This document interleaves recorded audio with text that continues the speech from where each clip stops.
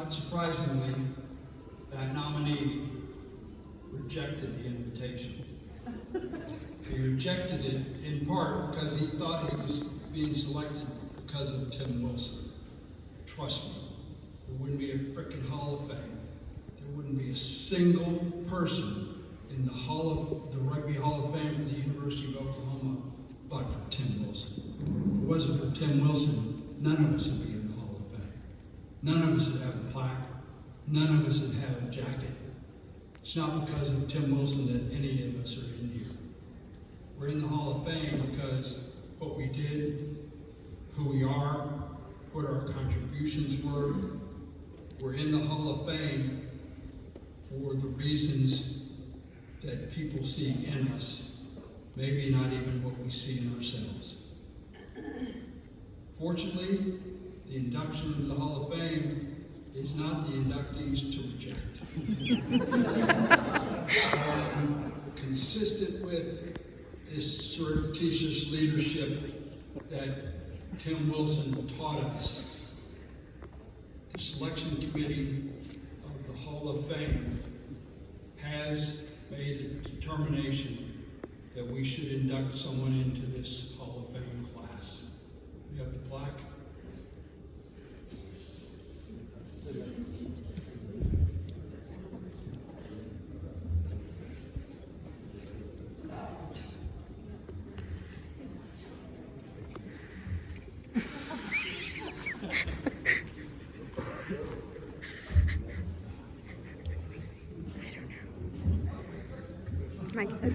My guess. In considering someone for the Hall of Fame, they have to be plaque-worthy. The language that goes on this plaque has to mean something. It's not just because who they know. It's not because of where they've been. It's because of what they've done, have done. This year's inductee into the 2026 Hall of Fame resurrected the Oklahoma University Under-19 program, the Norman Colts, by recruiting his football and wrestling teammates to play for the coach Tarzan. That would introduce the game to another generations of ruggers and lead them to play championship rugby around and lead our inductee into playing championship rugby around the world. In 2013, he was selected at 20 years old to be the youngest member of the U.S. rugby team in World Maccabea Games in history.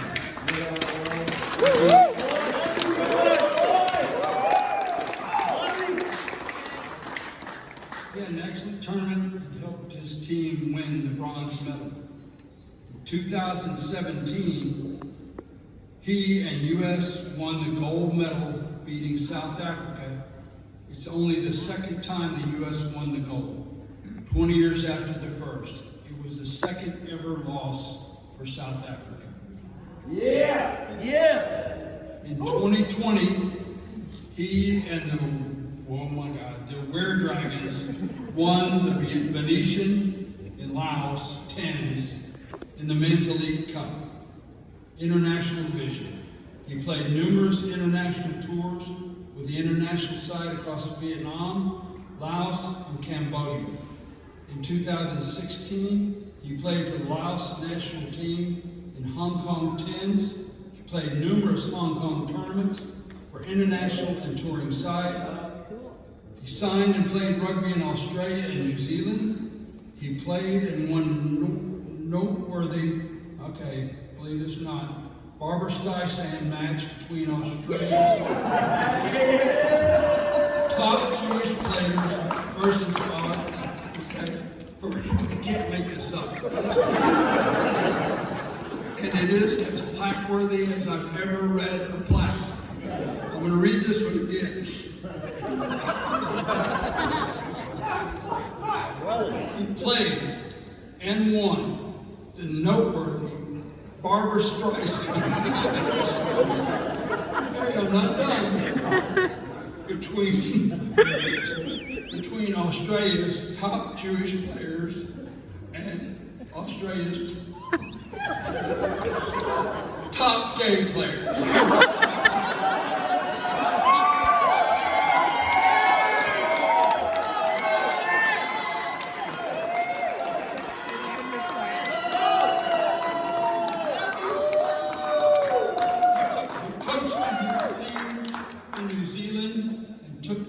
last place to win the league. He played one match for OU's collegiate squad versus Notre Dame in South Bend as a curtain raiser before the football game. It was the inaugural match for Notre Dame's new pitch. It was blessed by a priest who sprinkled it with holy water. And Roman, a Jewish kid that looked like a Rastafarian, scored the first try ever on the pitch in the holy water.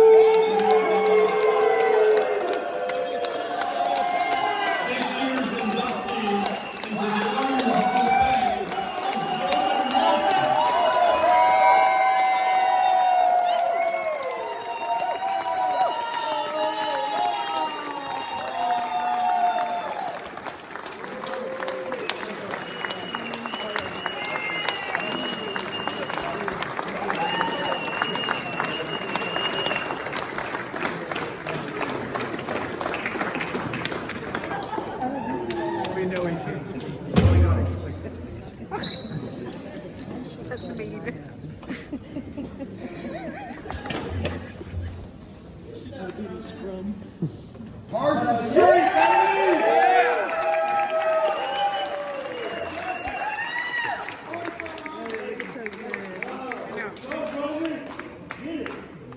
Marshall Street, baby!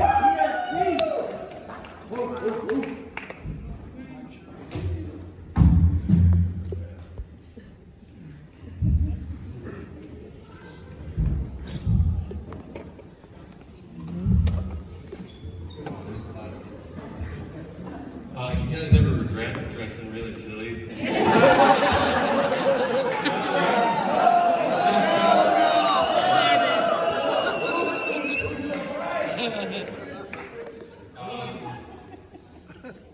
Before I get into anything silly, I think it's important that we acknowledge 5 single mothers who raised 5 kids by themselves for a long time, who wash clothes, dishes.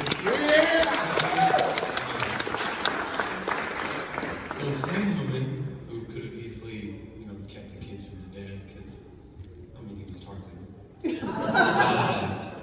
knew that he was incredibly special, that he was one in a million, that the mold was broken every day. So they decided to put their aggressions aside and hard feelings and thought it better to know the man that they loved even for only a couple of minutes, maybe something.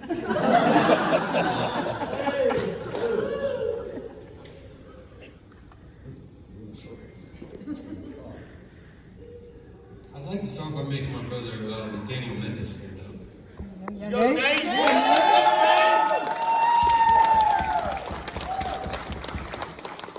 So we talked a lot, Dad and I, about the family, sometimes with Jamaican fun hogs, It was often talked about who was the best athlete in the family, and it was never a debate. It was that guy right there, Nate Mendes.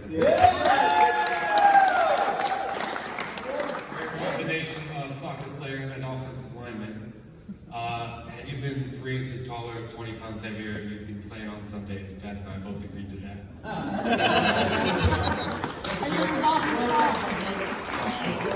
So next, I'd like to make my sister Tressa stand up.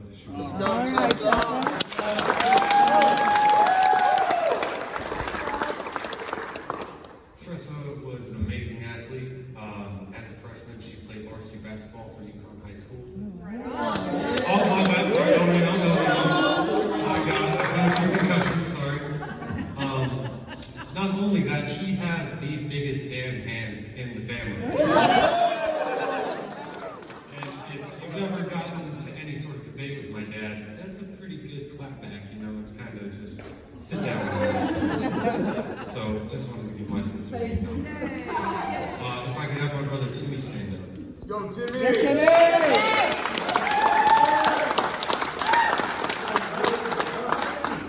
So any athlete knows that the hardest part of any game is running. Nobody likes to do it. It's really like this necessary evil.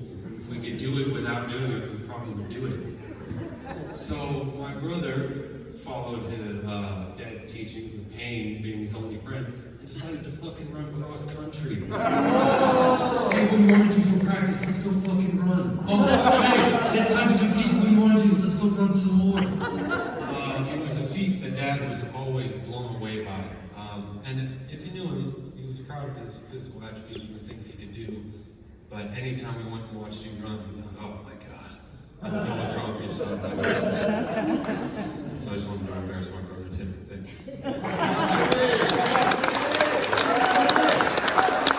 If you have my sister Mary stand.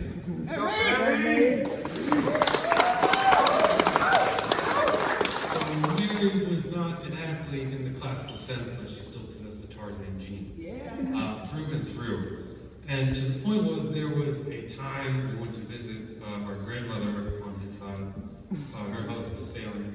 And there was a kerfuffle with us siblings, as it can happen. I, being the youngest, of course, was in the middle. I got thrown to the ground. And then my brother Nate decided to, justly stand up for his little brother. And then he caught the furious hands of my sister Mary. So while she may not be an athlete, she is the baddest mother of us all.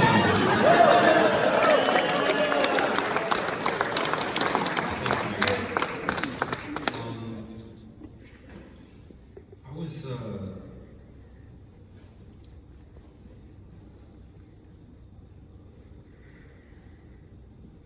reminded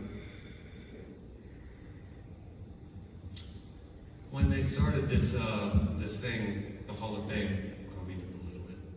It wasn't held here. There was only a couple of us. It was at the clubhouse. And the first one, they inducted all the big heads, and my dad being one of them. And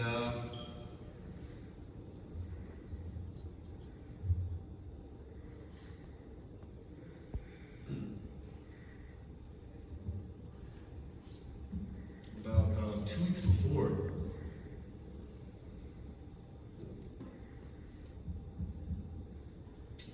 we lost my older brother, Red. And still, and he technically wasn't bothered by my dad, although could have been sooner. He loved him like a son. When he married my mom, before he had the breakup sex that resulted with me.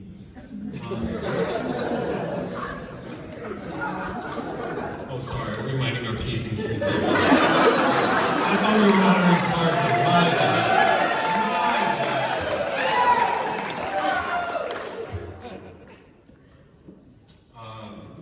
He took it hard. He was a passionate guy. And it was about 2 weeks before the first Hall of Fame banquet. And about a week before the actual ceremony, we had gotten the word that my mother had attempted suicide and was in a coma. And I told Dad, I was like, man, we can still do it. It's not like he's not pass up an honor. Free chow. Things like that. The things he loved. And he said, son, I don't feel much like partying right now. And I'm going to be honest, when the powers that be first brought this to me, I felt kind of exactly the same way. Didn't want to do it. I didn't think I was worthy of it. I mean, one official game for the club. But after hearing all the lovely things you lovely people have had to say, there's nowhere else I'd rather be. And if you're asking why I decided to take the jacket off and put the chair up here, the very first one, if you go back and look at the photos, they left the chair empty for my dad. And they left the jacket on it. So I just thought, I'd leave it for him.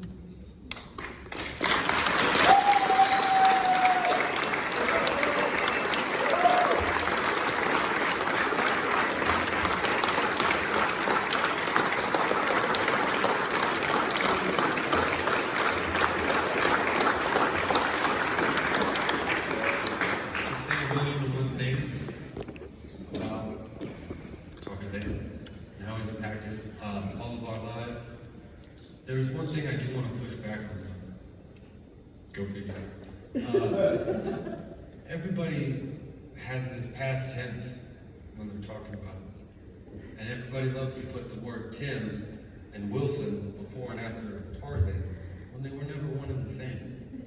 Timothy Michael Wilson decided that he would beat the draft and join the Vietnam conflict because that fucking made sense.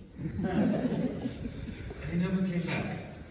He stayed in Nam, looking for his mates behind the line and avoiding Charlie. And what came back with the collections of what any of us would do when facing something so traumatic is to protect ourselves.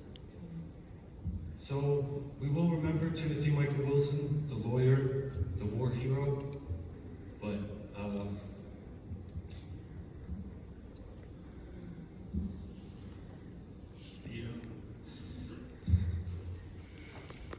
the guy who taught me about sacrifice and bravery, discipline is the only way to find freedom,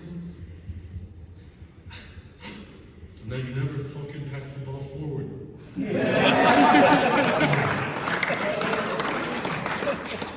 My dad was Tarzan. Tarzan is a legend, and legends never die. Thank you.